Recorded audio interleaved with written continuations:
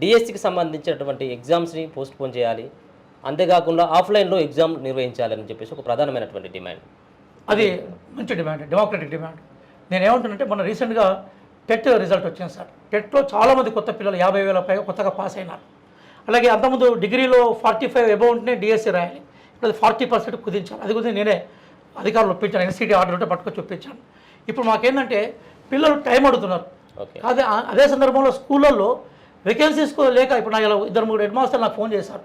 వాళ్ళ దగ్గర రిక్రూట్మెంట్ తొందరగా జరగట్లేదని ఆరోపణ చేస్తున్నారు. వాళ్ళు తొందరగా జరగాలనేది వాళ్ళ డిమాండ్. సమాజానికి టీచర్లు అవసరం ఉన్నది, కానీ పిల్లలు ఏంటంటే మాకు రాక అవకాశం వచ్చింది కాబట్టి మాకు చదువుకునే టైం కావాలని వీళ్ళు అంటున్నారు. దాన్ని బ్యాలెన్స్ చేయాలి. కానీ ఒక విషయం గుర్తుపెట్టుకోవాలి, నా మీద ఒక విమర్శ ఉంది సార్, నేను ఆనెస్ట్గా ఒప్పుకుంటున్నాను. ఏంటంటే మేము కాంగ్రెస్కి సంబంధించిన మేము ఉద్యోగాల యాత్ర కానీ నిరుద్యోగుల యాత్ర చేసినప్పుడు పిల్లలకి ఏమన్నామంటే అవకాశం ఉంటే 20,000 ఉద్యోగాలను మేము ఇవ్వగలుగుతామని చెప్పినాను.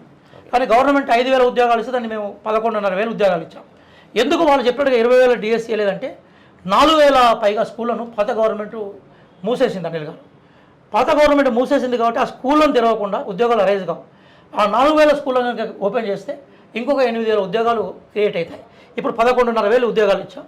ఆ స్కూళ్ళను ఓపెన్ చేసే క్రమంలో ముఖ్యమంత్రి గారు చాలా చిత్తశుద్ధితో ఉన్నారు, మొదలుపెట్టారు. మేము ఆయన ఏమన్నాడంటే ఇప్పుడు సింగిల్ టీచర్ ఉన్నా మంచిదే, పిల్లలు లేకుండా మంచిదే, స్కూళ్ళను మాత్రం మూసివేయమని ఆయన బడిబాట్లో చెప్పాడు. ఇప్పుడు ఆ 4,000 స్కూళ్ళు కనుక రివోక్ అయితే ఇంకొక 8,000 పోస్టులు డిఎస్సీలో వస్తాయి. బహుశా ఈ డిఎస్సీలో కలపడం సాధ్యం కాకుండా నెక్స్ట్ డిఎస్సీ వస్తుంది. అదే విషయాన్ని గౌరవనీయ మంత్రివర్యులు కోమటిరెడ్డి వెంకటరెడ్డి గారు కూడా మేము భవిష్యత్తులో 13,000 ఉద్యోగాలు వేసే ప్రయత్నం చేస్తామన్నారు.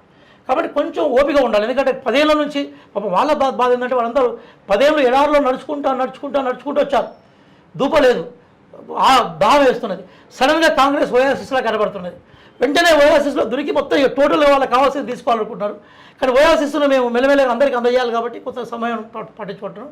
ఏదైనా కూడా ఈ ప్రభుత్వం నిరుద్యోగుల ప్రభుత్వం, ఈ ప్రభుత్వం సోషలిస్టు ఆలోచనలు కలిగిన ప్రభుత్వం, ఈ ప్రభుత్వం ప్రధానంగా పబ్లిక్ సెక్టర్ కాపాడే ప్రభుత్వం, ఈ ప్రభుత్వం ప్రజాపాలన అందజేసే ప్రభుత్వం. ఖచ్చితంగా మీరు వేచి చూడండి. ఒక మేనిఫెస్టో కమిటీ మెంబర్గా మేము ఏ జాబ్ క్యాలెండర్ అయితే మేము అనౌన్స్ చేశామో అది త్వరలోనే 2025 నుంచి అది అమల్లోకి వస్తుంది. మీకున్న కష్టాలను పూర్తిగా సంపూర్ణంగా తీర్చడం సాధ్యం కాకుండా దాన్ని ఒక మీనింగ్ఫుల్లో మాత్రం పరిపాలన కొనసాగుతుంది. నిరుద్యోగులకు కాంగ్రెస్ పార్టీ పాలనలో న్యాయం జరుగుతుందని మేము ఆశిస్తున్నాం సార్.